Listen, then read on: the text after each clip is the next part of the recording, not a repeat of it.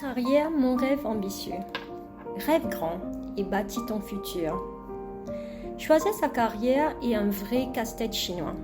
Après avoir coché la case des études secondaires et tertiaires, nombreux s'interrogent à propos de leurs prochaines étapes. Si prédire l'orientation de son job reste éphémère à un moment donné, rêver grand pour se donner les moyens d'avancer est primordial. L'ambition est un rêve avec un moteur à injection. Elvis Presley. Rêve versus ambition. Dans une classe, nous avons en général 40 élèves, les mêmes livres, le même professeur et le même plan d'enseignement. Et pourtant, les résultats se diffèrent toujours. Je profitais du long métrage intitulé Self-Made en pensant à ces profils autodidactes qui réussissent brillamment. Ce qui différencie les gens, c'est leur rêve, c'est la raison qui motive leur démarche, leur réalisation. Chacun idéalise son succès à sa manière et chacun se projette différemment. Qu'est-ce qui fait que les personnes brillent plus fortement? La réponse est évidente, car il s'agit de ceux qui croient en leurs rêves tellement qu'ils travaillent pour.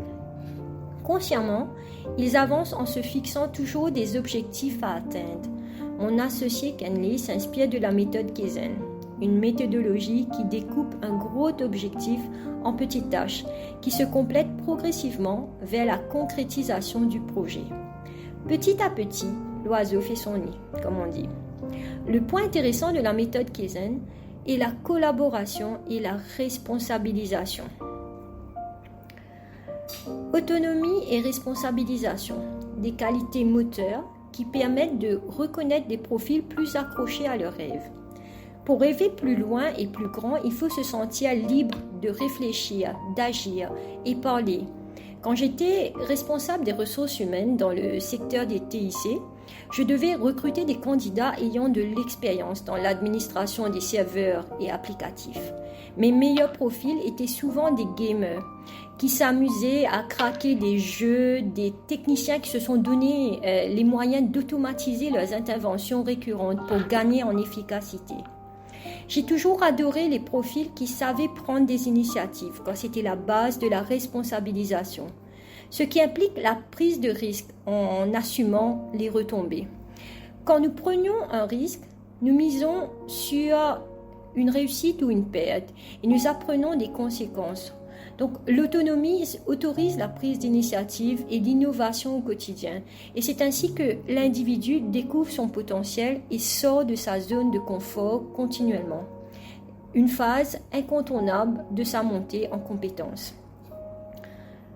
Mon troisième point, c'est l'implication et la persévérance. Donc chacun devrait choisir sa carrière en prenant une décision qui implique son bien-être, son courage et sa détermination. Ce qui est bien pour toi ne l'est pas forcément pour moi, mais plus loin encore. L'être humain a tendance à se donner à fond pour atteindre ce qu'il modélise comme un objectif tant que cela lui fait plaisir. Chaque individu a sa propre manière de modéliser sa réussite professionnelle. Il va s'impliquer dès qu'il aura conçu son objectif et sa stratégie vers la réussite. Quand je lis les candidatures reçues chaque jour, il est facile de détecter l'implication du candidat et de déceler des fois sa motivation.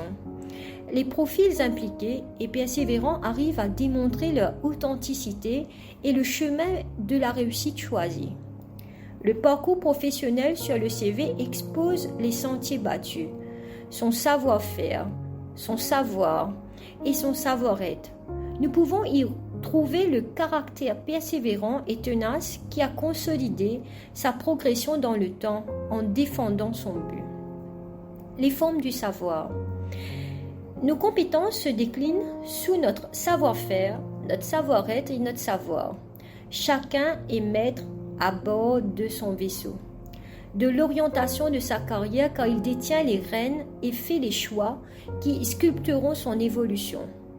Le savoir-faire s'apprend au fur et à mesure que l'individu accumule de l'expérience et il s'agit d'un apprentissage infini tant que l'être se motive à prendre plus de responsabilités. Le savoir-faire est tout ce que nous apprenons à réaliser, à exécuter en utilisant les bonnes méthodologies. Nous pouvons ainsi cumuler de l'expertise dans un domaine précis ou général. Le savoir-faire, le savoir-être correspond aux qualités personnelles et professionnelles de chaque individu. Son comportement dans un milieu professionnel, il évolue en fonction du vécu de chacun et il façonne la réaction et le comportement dans diverses situations. C'est l'élément qui rend unique les compétences de chacun. Il est facile de faire évoluer son savoir-faire que son savoir-être. Le savoir est l'accumulation de la connaissance en dehors de toute forme d'enseignement que bénéficie toute personne.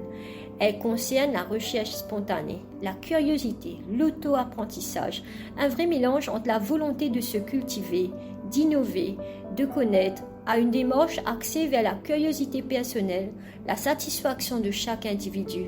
Ces petits pas vers ce qu'il idéalisera comme but. Pour réussir, il faut se créer des moyens, des solutions et éviter de monter des murs limitatifs.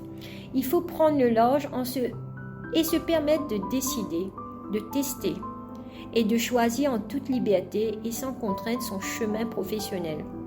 Nous avons tous un savoir-être distinct, ce qui nous rend original et authentique. Des tests pour définir le fil conducteur de notre carrière peuvent être un bon moyen d'estimer ce qui est fait pour nous. Et je termine sur une petite citation de William Shakespeare dans Hamlet, pour ceux qui le connaissent. Les rêves, en vérité, sont l'ambition, car la substance même de l'ambition n'est que l'ombre d'un rêve.